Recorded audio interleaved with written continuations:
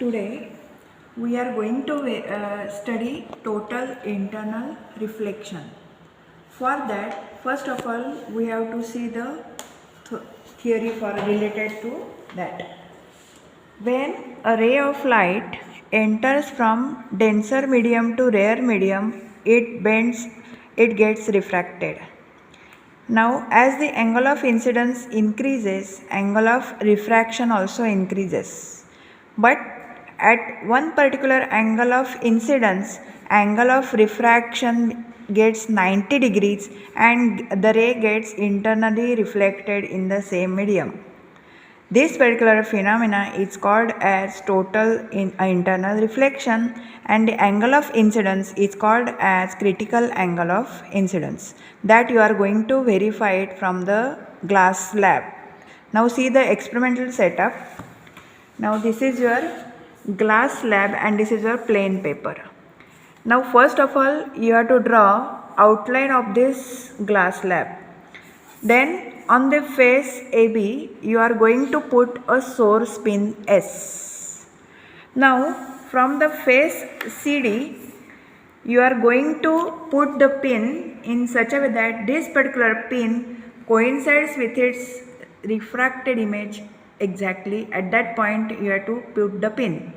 Repeat the same procedure for second pin, third pin, and go on repeating the procedure. At one point you will observe that the particular source pin has been disappeared. Now at that point you stop putting the pins and you drop a normal from that point to the face AB and join the point source pin and this particular point. Now this particular angle theta C is called as critical angle of incidence. Now from this you have to calculate mu, that is mu is equal to 1 upon sine of theta C, that is 1 upon sine of 44 equal to 1.5253 you will be getting, that is the refractive index of glass slab. Is it clear? So once again I will explain. When a ray of light enters from denser medium to rarer medium, it gets refracted. Now as the angle of incidence increases, the angle of refraction also increases. But at one particular point angle of incidence, the angle of refraction becomes 90 degree and the ray gets internally reflected in the same medium. This particular phenomena is called as total internal reflection, and the angle of incidence at that point is called as critical angle of incidence. For that we are going to use a glass slab, and this is a plain paper A4 size. Keep the glass slab on the paper, draw its outline, then put a source pin S on the face AB. From the face CD, you observe the pin in such a way that it coincides with its refracted image, both are coinciding. You go on repeating the procedure for the second pin, third pin, and at one point you will observe that at the fourth position I got, the source pin has been disappeared.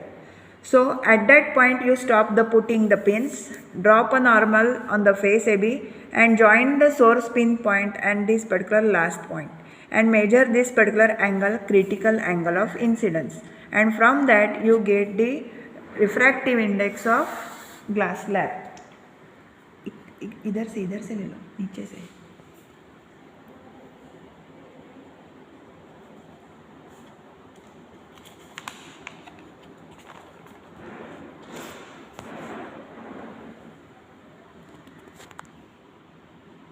Is it clear?